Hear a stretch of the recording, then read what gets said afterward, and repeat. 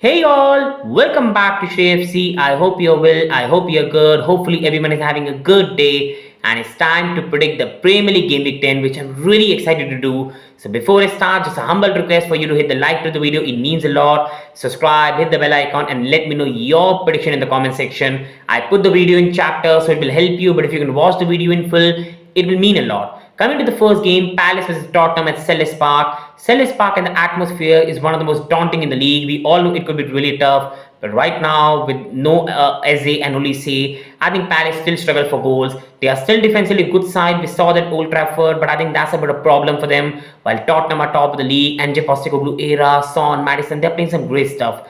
And I think if your side is some side that cannot score a lot of goals, at some point the opposition will keep dominating, find the space. And Tottenham right now are one of the better sides attacking in the league. You can say one of the best side right now in the league. And I think at some point they'll find the breakthrough. And this is why I think Tottenham will get the goals in this game. It's going to be a tight one. Tottenham will break the deadlock and then floodgates will open. They'll get another one and the game will be done. I think Palace will find the goal somewhere in the end with a deflection or set piece. But I think the quality will prevail. Palace 1, Tottenham 2 for me in this game. Coming to Chelsea vs Brentford, we had a big draw last week against Arsenal. Yes, we bottled it, but the performance was something that was so good and a big progress from the Villa defeat. But again, we are not doing well in terms of point tally in the league. So Brentford is a must-win for Chelsea. On the other hand, Thomas Frank got a big victory against Burnley 3-0. Brentford were going through a back form. We know a quality side they are. And at Stamford Bridge in the last two matches, they've won here. 4-1 and beating Chelsea last year as well under Frank Lampard. So we know they can do a job. Mbumu, Visa, they have a lot of quality. Mbumu really played well in the last game. But I think in this game, coming to this game, Chelsea are a side who are still not very clinical in front of goal. So that is something Brentford can look to capitalize. But on the other hand, they are also not very clinical without Tony. A lot depends on Mbumu. And I think Chelsea still have players like Sterling, Palmer, Mudryk, Enzo, Caicedo, and I think the quality is going to be there. Chelsea are dividing goals. They have no proper one goal scorer, but they are dividing goals in between themselves, and I think the quality will prevail. And I think Chelsea will find a way in this game. 2-1. It's not going to be pretty, but I think Pochettino and his boys will get the job done in this game because it's a must-win for Chelsea. While Brentford will always have an opportunity to try to counter in this game and get something. So coming on to the third game, and this is a massive one. That is Arsenal versus Sheffield United. See, Sheffield United right now in the league have been one of the worst right now. I feel for them. I think they could have got a draw against Tottenham, but it's their own mistake. They let the game throw away. Against Manchester City, they nearly got the job done, but it was done. They absolutely switched off in the last some minutes and then battered by Newcastle, conceding a lot of goals. And in the last game week, they had a bit of fine performance, but still they got beat and it's not going well. And the last team you want to play is Arsenal at the Emirates. Arsenal did not perform well to their standards which they've set. They are a team fighting for title, and even if they got a draw, Arteta and the fans won't be happy with the performance. But if there's any fixture to regain that confidence, to get that something back, to get a belief of getting that goals, getting the dominant victory to make a statement, this is the one for Arsenal. With no disrespect to Sheffield, I wish them the best. I think the quality of Arsenal is too much. They still have 6 wins, 3 draws. They are going to be, for me, the closest team to win the title along with Manchester City, with all respect to Tottenham. And I think Arsenal will use this match to get that confidence. I'm going with a 5-1 victory for Arsenal, 1 to Sheffield because Arsenal always conceded Emirates. But I think the quality, Saka, Martinelli is going to be too much for Sheffield United. Coming on to Bournemouth and Burnley, I think it's another 6-pointer. Both teams are flirting through relegation right now. They can't score goals. They play some good football, but that's why they're opening a lot of spaces, leaving a lot of spaces behind, which opposition really enjoying. Big pressure game for them, and I think it's a very, very must-win game for both Bournemouth and Burnley. Otherwise, it's going to be a tough season for them. So first of all, coming to Bournemouth, see, Bournemouth right now have some quality players, Billing, Tavernier, Solanke, but they're not getting enough goals and they're leaking a lot of goals. While Burnley, they don't have that big quality players, they're playing good football, but they can't get the job done. So at one point, I was thinking, pressure game, 6 points, this could be a tight one. But on the other hand, looking at the defenses, I don't see this being a very defensive game.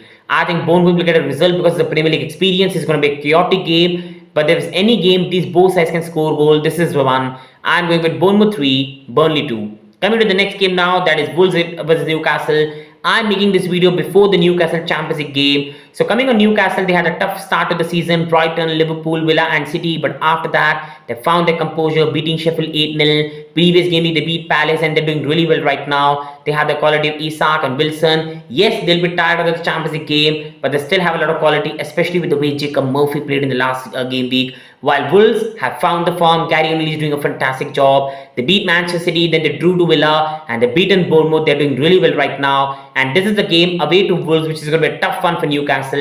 It's not going to be an easy one. And Newcastle again will be the one where Wolves will give them the ball and try to counter. But I think this is the one game where I think Newcastle's quality will prevail. They still have Isak, Wilson, both of them competing with each other. Quality players, both can even play together if required. And I think Newcastle will just have enough quality to pull through in this game. So I'm going with Wolves 1, Newcastle 2. Coming on to the next game right now, that is West Ham Everton. Big game for both of them. We all saw the news that's coming out that Everton could be docked 12 points. Nothing official, just the news.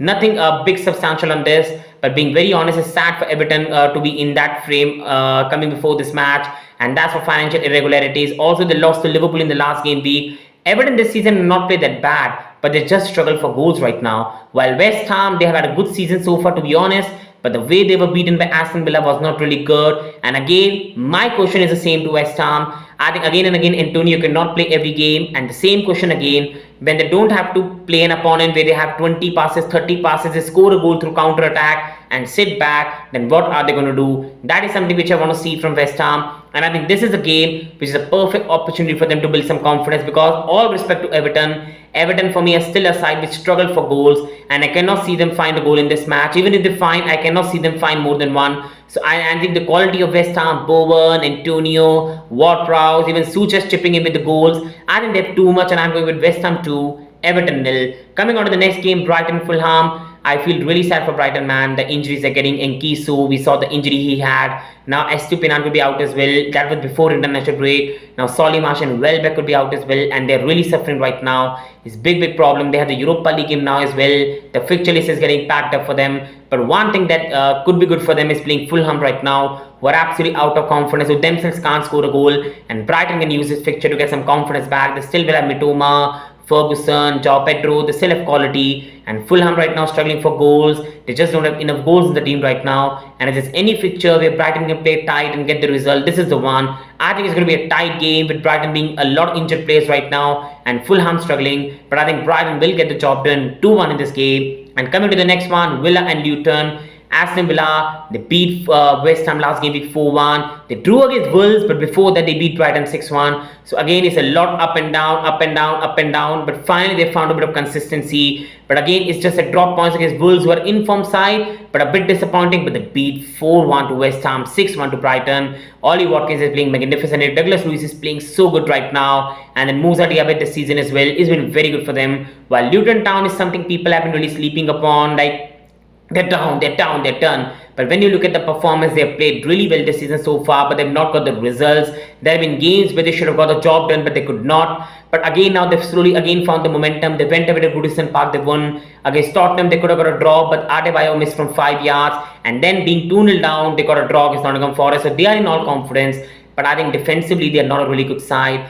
Quality of Watkins, Diaby, you've got the players like Aston Villa, got Douglas Luiz. I think Villa will have enough in this game at home, and I think Villa is going to put 3 past Luton. But I think Luton will find a goal, whether through a long free kick, set piece. So I'm going with Villa 3, Luton 1. Coming to the next game, that is Liverpool against Nottingham Forest. Liverpool got a victory in the Merseyside derby last game week 2-0, and they're really continuing the momentum to the top of the table. They've got very good fixture list coming up. Salah is playing in good form. Luis Diaz is playing well. Slosby is playing well. Gravenberch is looking really good right now. Defensively, they're looking solid. Sally Robertson is injured, but Tsimikas can do a good job. While coming to Nottingham Forest, they have done well against the big sides, beating Chelsea, nearly beating Manchester United, competing well against City, competing well against Arsenal, but they have not done well against sides where you expect them to win or get a result. Dropping 2-0 lead against Luton Town after 80th minute is unacceptable. But this is a game where I think Nottingham Forest will to sit back, soak the pressure, counter. But in the quality of Liverpool is too much. And this is why I'm going with Liverpool comfortably win 2-0. Liverpool still will have to try hard, but I think defensively Nottingham Forest won't offer too much.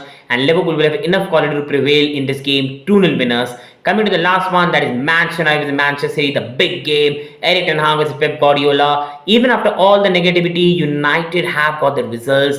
They've beaten Brentford, Sheffield United, and beaten Copenhagen in the Champions League game. So in this game, they come with a bit of decreased negativity, a bit of confidence, but the performances, to be honest, have not been at the level that has to be. While Manchester City, they've lost to Wolves, they've lost to Arsenal, but they bounced back against Brighton in not a really good performance. But that's the way the champions slowly build. This could be a game where Manchester City could find the momentum and then go again on a good run. This could be a game where United use the conference as 3 victories, perform well, get the victory, and all the campaign could change. Or it could be drubbing for Manchester United, and again it will be back to again the same old negativity. Now we all know how this game is going to go. Eric Ten Hag is going to sit back, soak up the pressure, try to counter. While Manchester City, we know this Manchester City defensively is really good. Guardiola, Diaz, Stones, Akanji, Walker. So this is a very strong Manchester City side. While you go to United, they have no Lisandro. We know he's injured. While Manchester City are missing Kevin De Bruyne, but they still have quality of Haaland, Alvarez, Foden, Doku. I think it's going to be a very tight game. Very tight game. Not a great quality game. But I think Manchester City will have enough in this game. I'm going with a 2-0 Manchester City victory. The quality at some point will prevail, and the floodgate will open for one more goal, and the job will be done. Tight 2-0 victory for Manchester City for me. These are my predictions. Do let me know your prediction in the comment section. Thank you. Wishing you the best. Thank you.